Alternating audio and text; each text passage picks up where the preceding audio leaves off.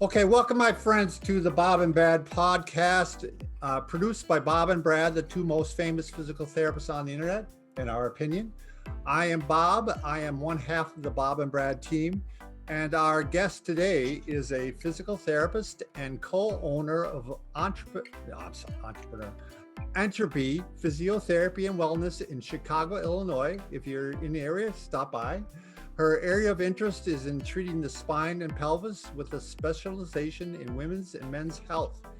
In 2008, she received her Doctorate of Physical Therapy and Master of Science degree in Women's Health from Rosalind Franklin University and was awarded a board certification as a women's health clinical specialist in 2009. She's a busy lady. She has completed a certification in mechanical diagnosis therapy from the McKenzie Institute, which is excellent.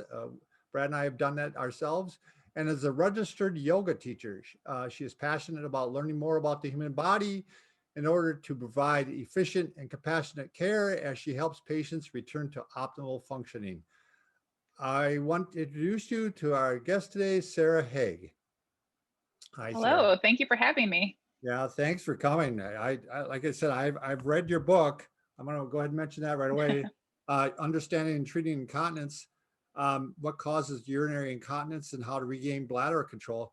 So I read it actually a couple months ago, and I've been doing it. I've been doing the Kegels exercise, and this is a little bit embarrassing, but it's helped me with hemorrhoids, and it also I was getting up twice a night. Now I'm down to one.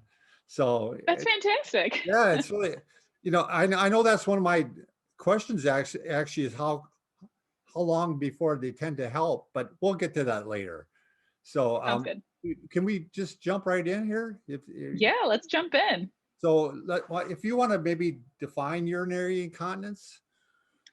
Sure. So the definition of urinary incontinence is pretty straightforward. It's the basically the unintentional loss of urine of any amount. So a little drop, it's still incontinence, perhaps a bit more easily ignored than other issues. Sure. But yeah, so it's basically just the involuntary loss of urine. Gotcha. So who are the typical patients you see for urinary incontinence? Goodness, I think women get most of the attention here. Women are more likely to be affected by urinary incontinence. Some of that is due to childbearing, but then also just the anatomy of our pelvic floors, including the fact we have very short urethras compared to the male urethra. So there's a lot of reasons why women are more likely, but then within that population of, say, women or people with short urethras, it's, we'll see women, actually elite female athletes who have never had children experience urinary incontinence. Women who have had children or who are currently expecting children may be at risk for having it. But then also as we move into menopause and that postmenopausal phase of life, urinary incontinence is also very common, but really never considered to be like normal and something to just accept and ignore. Yeah, my wife mentioned that she was at the one of the drugstores and she saw a whole large section for incontinence products for males. So obviously that is still an issue. And I don't know that I had this as one of our questions, but can you speak to it really can be a devastating thing. I mean, my father-in-law who's passed, but he had problems, and I mean, it just socially isolated him. I mean, it was really devastating. I mean, it kind of took away his social life. So absolutely, there's a study that that shows that urinary incontinence can have a bigger negative impact on quality of life than I think it was cancer, diabetes, and arthritis combined. And while that might seem right, like it might seem silly, but you hit it right on the head. It can be very isolating, very limiting for physical activity. A lot of people carry a lot of shame because of it. Sure. So it can really impact in negative ways. And also, I mentioned your father-in-law, who would in all likelihood be older than you. It actually ends up determining where people end up spending their later years. So if someone's in need of extra assistance, if they're incontinent, females are twice as likely then to end up in nursing homes. And for men, it's like almost 4 times as likely to end up in a nursing home versus being cared for at home because of incontinence. I imagine just a simple thing as the risk of falls is higher. I mean, if they end up rushing to the bathroom or even letting some spill out, it's, they could trip over that. I mean, and also mental health, I'm sure, just because of the social isolation, which we've been all experiencing in the last couple of years, can have a large effect. So yeah, it definitely because like you mentioned, the risk of fall goes up, the risk of fracture goes up, and then of course if it's limiting your physical activity, your risk for a lot of other things goes up as well. So it's it can be devastating, and there are people who are like, oh, this is life, and they carry on and they manage. But I think we're missing a large percentage of people who aren't doing well with incontinence. Do you have some numbers as how common urinary incontinence is? Would you? Yeah, so I mean, the numbers are as high as 50% once we end up becoming senior citizens. The numbers, like for younger folk, are varied. I mean, there's some, I'm trying to remember more exact numbers, but there's, for elite athletes, the likelihood of experiencing stress incontinence, depending on the sport, can be as high as like 75 or 80%. So I would say it's so much more common than probably we acknowledge in many age groups. Sure. Some of these we've already talked about. Maybe we'll, I don't want to bore people, and this audience is the layperson, but what are the normal workings of the bladder? How often do people void? How do you make sure that you're emptying the bladder completely? I mean, all those questions. Great questions. That's actually part of a lecture I give, is because it's like, before you can decide what's not normal, like most of us don't really understand what's normal for bladder and bowel function. So for the bladder, it's pretty normal to be able to go at least 2 hours up to 5 hours between trips to the bathroom. There are things, and I always say that, like, I love to have the asterisk at the end of that, because there's times where if I have 3 coffees, I might be going more than once every 2 hours, but there's an understandable reason. So there's always caveats to that, but you should be able to go 2 to 5 hours between trips to the bathroom. As far as emptying all the way, luckily our bladder has a lot of autonomic nervous system control. So that means it's automatic. It's going to do what it needs to do to keep us alive. And with that, when we void or when we go to the bathroom and urinate, it's normal to have between 5 and 50 milliliters of urine left over in the bladder. If it gets to be more than that very frequently, we want to figure out why. And there's a myriad of reasons why that might be the case.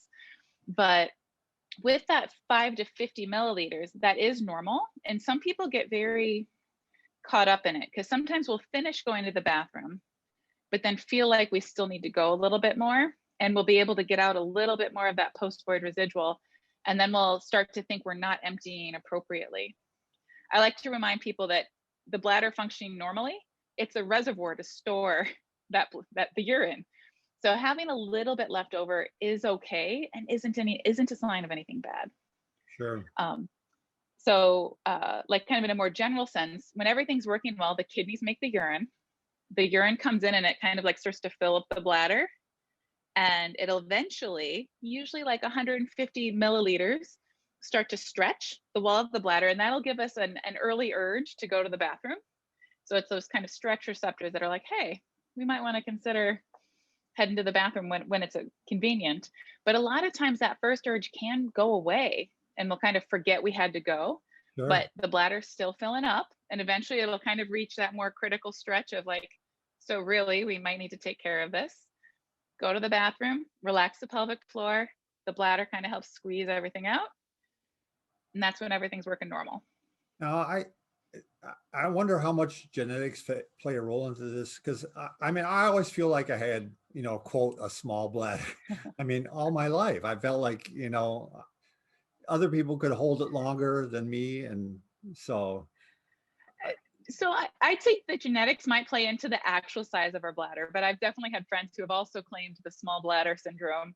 And I wonder, because people's bladders are different sizes. But also, I would say, just my opinion, a greater impact would be like how we're potty trained and how bladder and bowel habits were managed kind of growing up, what we kind of perceived Interesting. as normal.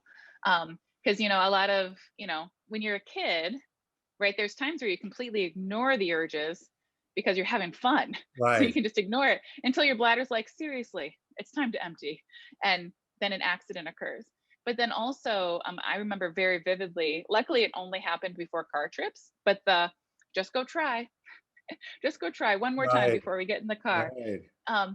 And again, there's times where that can be okay, depending on how long that car ride's going to be. But if you're trained to empty every time you leave the house, that could end up meaning you're going to the bathroom a lot and create almost a need to Oh, empty more sure. frequently. Well, I grew up with, believe it or not, 10 brothers and sisters. So Whoa. we only had one bathroom for a while. So maybe that's part there's a little trauma It's there involved. So also a place to be alone for a second. yeah, yeah, In the bathroom. exactly. Exactly. So can you discuss some of the different types of urinary incontinence?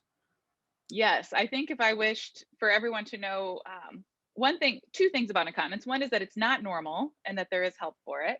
But also is that there are different types of incontinence, which is why something like Kegels doesn't work for everyone. So the most common type of urinary incontinence is urge incontinence. So this is incontinence that's preceded by like a strong and sudden urge where you're like, I'm totally fine. And then all of a sudden, not fine. And you have a strong urge to go and then leak. Then the second most common type of urinary incontinence is stress incontinence. So this is maybe what we hear a little bit more. I definitely see it in my gentlemen who have had prostatectomies, but also postpartum moms will notice this a lot. You laugh, you cough, you take a jog, and you notice this. So stress incontinence is when you have an increase in intra-abdominal pressure and you lose a little bit of urine. But also you don't have an urge to go necessarily. Would So that it's be not that be the high end athletes then too, or the female athlete? typically. Sure. Yeah. There are some sports where urge incontinence is a bit more common, but yes. So like for our runners, our dancers, trampolinists, not surprisingly, have a higher rate of the stress incontinence. Sure.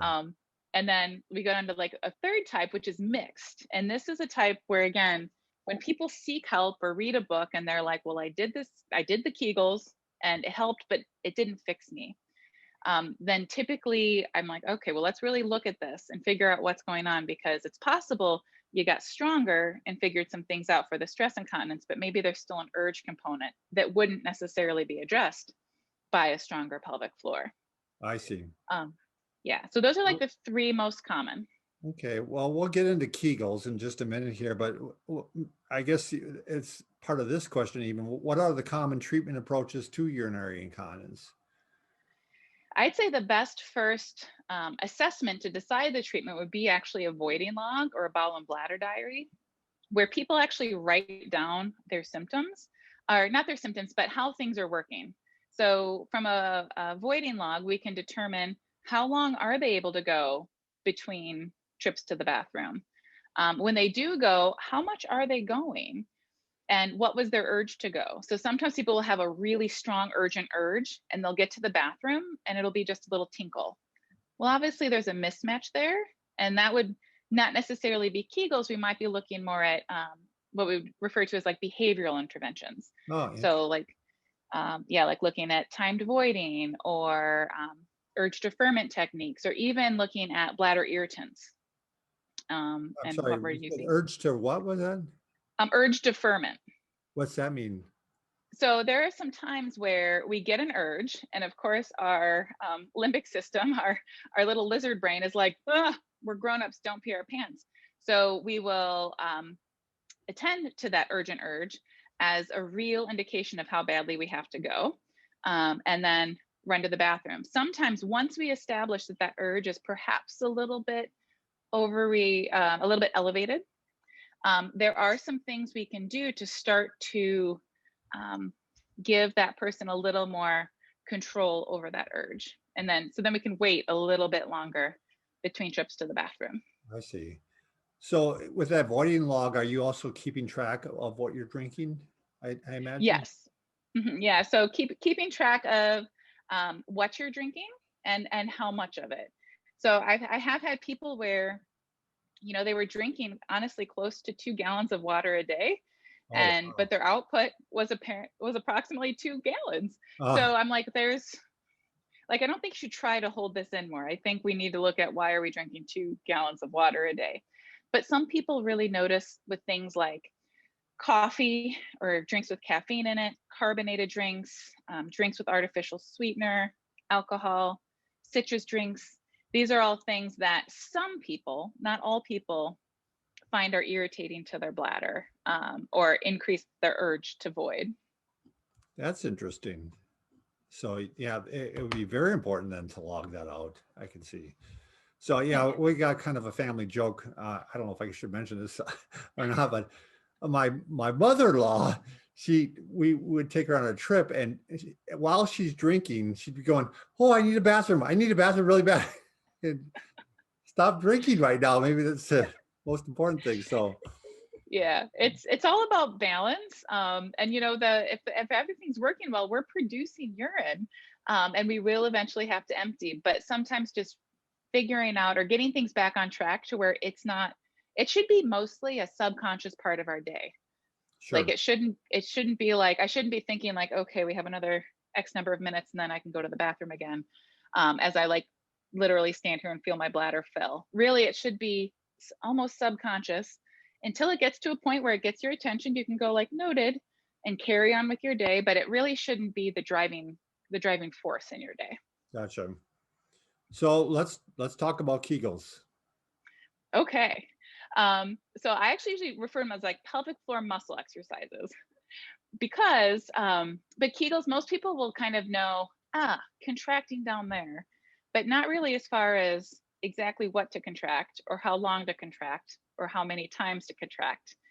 I like to remind people or educate people that their pelvic floor muscles are really just they're skeletal muscle, just like your biceps, just like your triceps. So we want to work them out in that way. But also, like your biceps and triceps, we don't just biceps, triceps, and then never use them together. We integrate it into our everyday function. Same with the pelvic floor. So doing Kegels or pelvic floor exercise is a great way to work on coordination and strength, and endurance of the pelvic floor. But then sometimes exercises other than Kegels are needed to kind of incorporate it back into life and where you may be experiencing incontinence. So in that case, are you talking about, like, I've seen different approaches to this where I think in your book you mentioned focusing just on the pelvic floor, but then I've seen other people talk about incorporating some leg muscles along with it. Is that a later thing to do then, or is that I something would you not agree with? I don't completely agree with it. So there are times where we could apply this to any muscle where we have difficulty doing something. So sometimes I'll say like practicing your pelvic floor exercises is a little bit like practicing an instrument. Like, I mean, I can flex and extend my fingers. That does not make me a great pianist. Right. I have to work on that. So sometimes when people are evaluated for their pelvic floor, like they're like, I don't know how to do that contraction. And I certainly did this earlier in my career, is we would use accessory muscles to try to get the pelvic floor to do something. And there may be times where there's a good benefit for that. In my opinion, my clinical thinking now is like, I want to know more why they can't do that. So how's sensation, how's neurological status, all of those things, to kind of work out, why can't they do it? Do we need to go that route, or do we need to just be patient and focus on helping the pelvic floor do what it's supposed to do? So I've kind of taken out the let's do something to be doing something to like, let's just do one little thing and focus on it. Because there's some great research by Kari Bow, who is like kind of like the godmother of pelvic floor research and incontinence. And she's like, if you want to make your pelvic floor stronger, you have to exercise your pelvic floor. We're using our pelvic floor when we're walking, when we're running, when we're doing yoga, when we're doing all the things, but it's not the same as doing a focused pelvic floor exercise. I'm glad you clarified that, because like you said, I've seen different approaches where they recommend, it seems like right away from the get-go, using the accessory muscles and continue with it, I suppose. They didn't, well, anyway. So what should happen during a pelvic floor contraction? And I think you have ways of kind of doing feedback that you can do on your own. Definitely. So I'd say one of the challenges with pelvic floor contraction is, again, if we go back to the arms, if we go to the gym to pump some iron with our arms, we can look in the mirror, we can see it, we can see the muscle contract. It's very rewarding. We can tell what's happening. With the pelvic floor, it is a little bit trickier. And again, definitely early in my career, using a mirror to actually look would be one technique, but it's really hard to be in a decent position as a whole and still manage to get a mirror down there and see anything. So I really prefer tactile cues and just kind of normal awareness. So of course, now I'm doing a lot of telehealth. I'll just ask someone what are you feeling when you do this? What do you feel move? And I can kind of get an idea of like, is that the muscle that's supposed to be moving or not really? But I do like tactile cues. It's not that hard to reach. And then there are also other things that you could perhaps sit on that would give a little extra tactile cueing to that area that should be moving. Well, maybe I'll jump ahead to that then. Is that the PF prop? Would that do such a thing? Yeah, so that is a commercial option available from OPTP that I get no money if anyone buys it. So it is, so it's kind of just like a foam cylinder, and it does have two sides that you can sit on. So if you're sitting on a firm chair and you put it kind of between your legs like a very skinny bike seat, you can actually feel the contraction a little bit more because there is that extra proprioceptive input. So that's a good way where then your hands are free and you don't have to do any slightly awkward reaching. Sure. Do you still do feedback, biofeedback in the clinic, or is that kind of, I just remember 100 years ago that they used to do it. Yeah, great question. So there's definitely, we have a machine in the clinic. I would say I do it maybe 2 to 4 times a year at this point. Oh, is that right? Wow. And there's a couple of reasons why. So the type of biofeedback I have in my clinic is what they call EMG. And so we can use a vaginal or a rectal sensor. And it's recording the electrical activity in the pelvic floor. And I have seen it be very helpful for people who have trouble feeling good about what they're doing, like feeling confident they're getting it right. But it's always with a big grain of salt, because the actual numbers as far as like how many microvolts you're producing vary a lot. Oh. And so there really isn't a like, well, if you can hit 100, you're strong enough. It doesn't really correlate exactly to strength. Gotcha. So it's more activity. And then also, typically people can't take it home. So there used to be, or there still are some various pelvic floor feedback things that are out there in the world that, again, people find super helpful.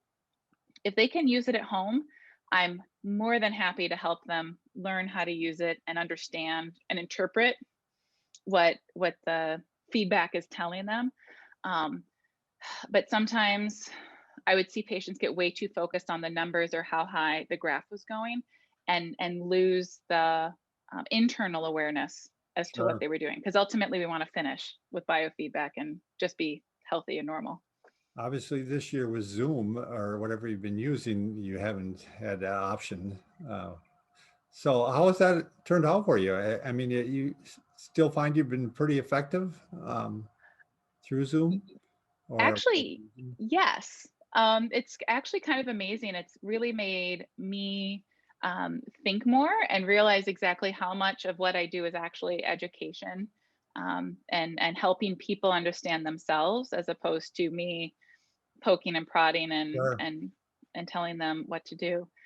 So it has been very helpful. And there's actually been a couple studies for pelvic floor issues like incontinence, pelvic organ prolapse, just out in the last year because of COVID, that telehealth interventions are actually quite helpful and quite effective for pelvic issues. That's really advanced the telemedicine world, hasn't it? Yeah. I know this was covered in your book. What should happen during a pelvic floor contraction and what should not happen during a pelvic floor contraction?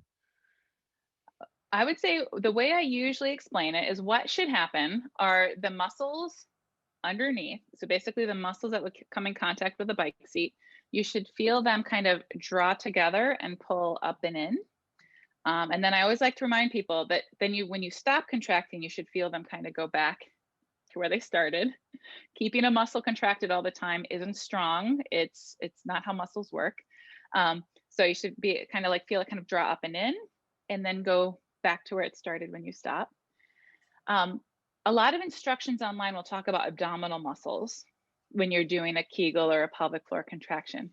And the transversus abdominis muscle, which kind of wraps around our middle like a corset, is best friends with the pelvic floor. Because the pelvic floor is actually like 70% endurance muscle because of it's part of our posture system. So when we stand up straight, we shouldn't be clenching anything, but there is more activity now in those deeper abs, but also our pelvic floor. So when you do a really good pelvic floor contraction, you might feel your lower abs pull in or tension. Totally fine. If it looks like someone just punched you in the stomach because you're working really hard and your voice changes, that's too much, and that's another thing. So again, so tensioning, lifting up and in down below, and then maybe some lower tensioning in your abdomen. But then what we shouldn't be happening is, I like to say your face shouldn't change and your voice shouldn't change. So face should stay relaxed, no Kegel face.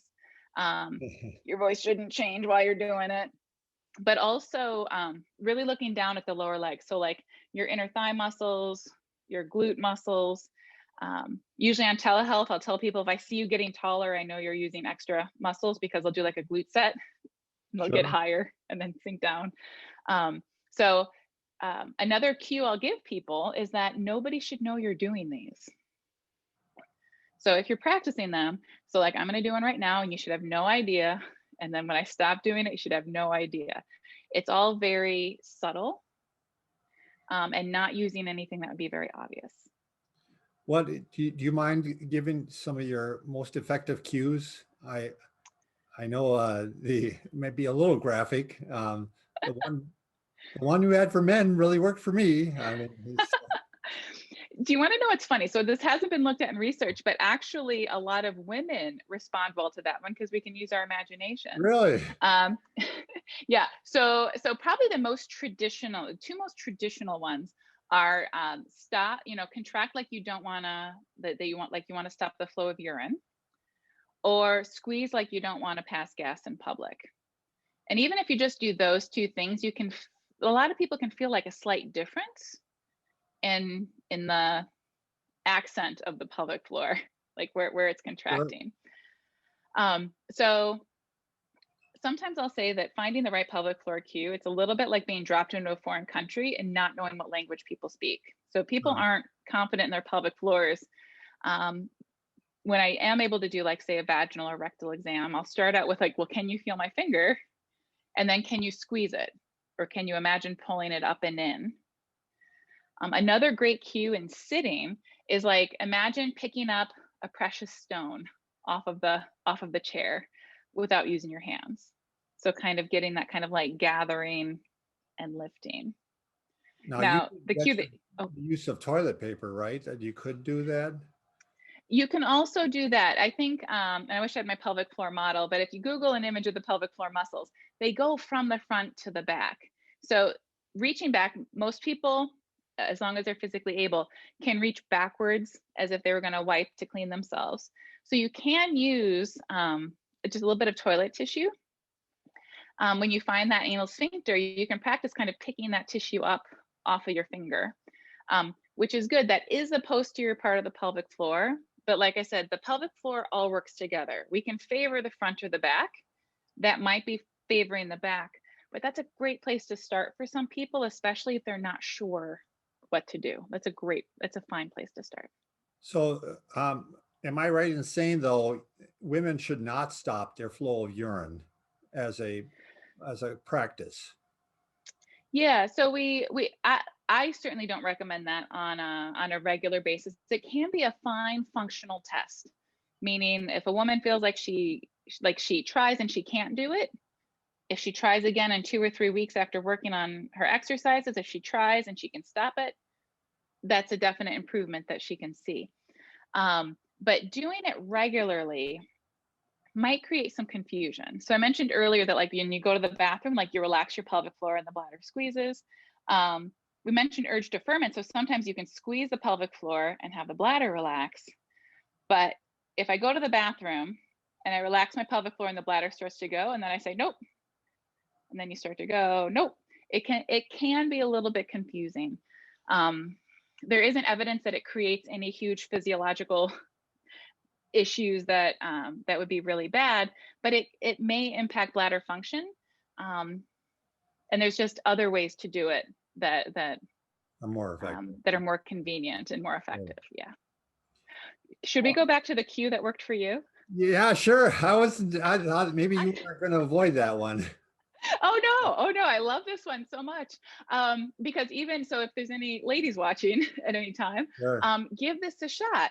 Is that really the cue is to like draw in the penis.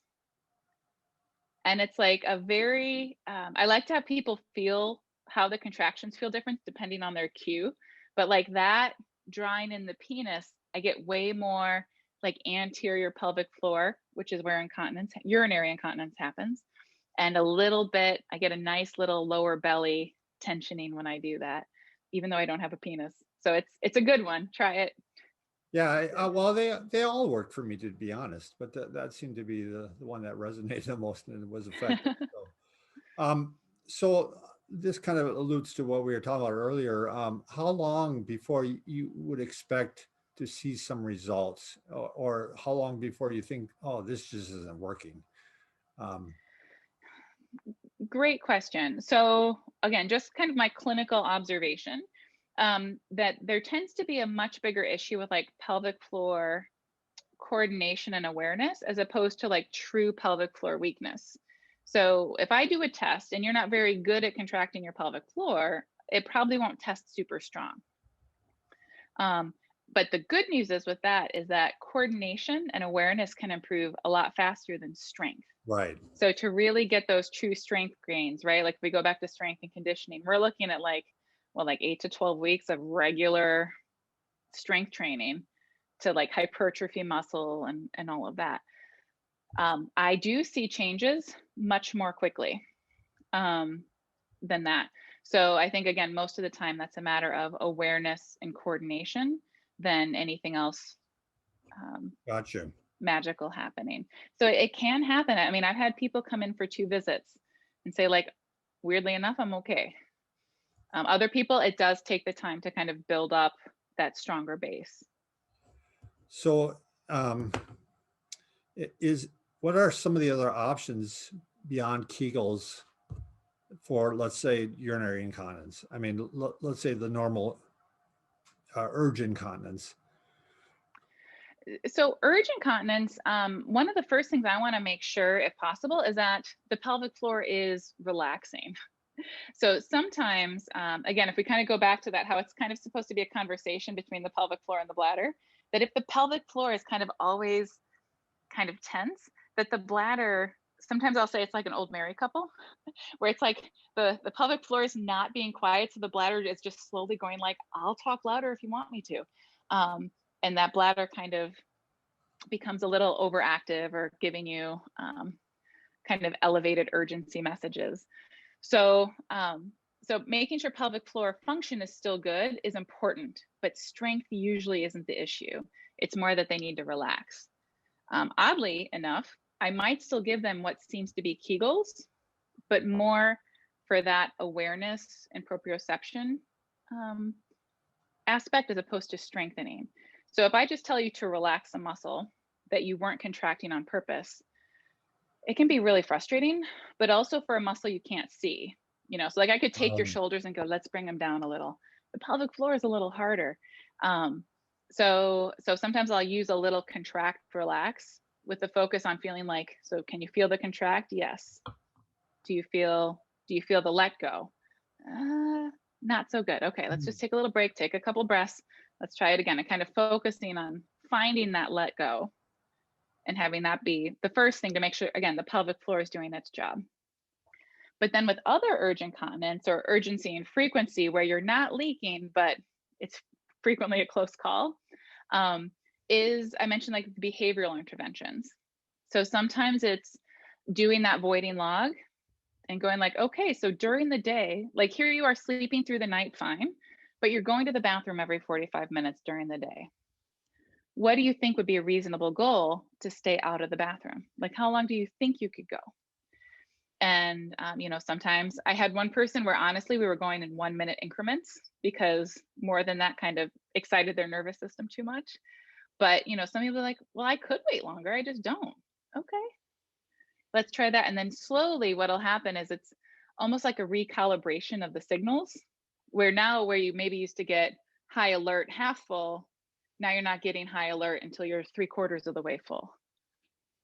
So just by stretching the time out slowly, but also looking at those, what might be irritating your bladder, and also looking at those bladder habits. Are you going just in case before you leave and when you get to every place you go? Okay, we need to start skipping at least one of those because you only live 10 minutes from work, so you don't have to pee before and after. Looking again, at it from that way. this could go back to the, like maybe a carbonated drink or coffee, or it could be a possible irritant that if you don't get rid of that, you're still going to have trouble.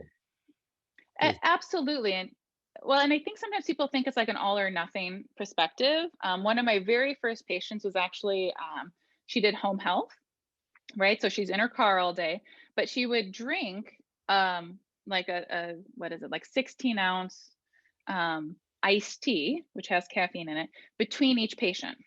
Oh, wow. And really, it's a lot, right? It is a lot. So I was like 5 to 7 of those a day. But then what we did is we're like, well, let's just try. What if you alternated? You can still drink the same amount. What if you alternated tea and water? And so just by limiting, by taking out, ended up being like, half of her caffeine. She was drinking the same amount, but she was able to not have those accidents or those urgent That's episodes. interesting. One thing we didn't mention with Kegels, how long do you hold the contraction? I thought you mentioned different lengths depending on, I guess you mentioned different lengths of time, I believe. Yeah, so I usually don't have people have a goal more than 10 seconds, mostly because it is an endurance muscle anyway. We can use it in other ways. And also, to be perfectly frank, we start to get really bored holding it for longer than that. And I've actually started using breaths instead of seconds. So if we think about how long it takes us to just do a nice, it's about 5 seconds. And a common error that people make with Kegels is they hold everything in 2, 3, 4, 5, 6, 7, 8, 9, 10, and I'm done. Where if I'm like, instead, can you just contract, breathe in and breathe out twice, and then relax? Now we've tricked them into actually contracting their muscles, breathing, which is good for everything, and also not rushing through a count of 10 seconds. Right, because people start going 1, 2, 3, 4, 5, 6, 7, 8, 9, 10. So that's a very good cue. So how would someone find someone like you? I mean, let's say, we're in Minnesota. How do I find a therapist who's trained, has additional training? Great question. So the Academy of Pelvic Health, which is a section of the American Physical Therapy Association, as well as the American Physical Therapy Association itself, both have find a therapist searches. Oh, nice. And you can pick the specialty. So you can find a women's health therapist. I believe they're still putting it under women's health when really it has been expanded to pelvic. So if someone doesn't identify as a woman, there are people out there who are happy to help. And very often in the profiles on those two websites, it'll say kind of more specialty. Like some therapists on that site will just be more like pregnancy and postpartum without necessarily addressing any sort of internal pelvic floor or incontinence specifically. So you can find out a little bit more. If you're not sure, two things I do is, one, you can find me on Twitter, and you can tag me on Twitter. And I'm happy to kind of take a peek in my network and see who's around. But also, I think finding a physical therapist for an issue like this or anything else is a little bit like finding a hairstylist you love or a massage. Like it really is kind of a relationship. Yes. And we all have different approaches and different styles, and I might not be your cup of tea, but someone else would be. So I like to come up with kind of I can describe a short list of questions you might want to ask, or kind of what type of therapies would be in line with best current practice and current evidence. So you can ask, if you're just going to do biofeedback and e-stim, I'd argue that's not a fully comprehensive pelvic floor plan for incontinence. And also remind people that they should be getting better. You asked how long, Right. how soon might we see change? We could see it right away. It could take longer. But if you've been at it really diligently for 12 weeks and you haven't seen a lick of change, something else needs to change. You're doing a great job, and it's just not the thing that's going to fix you.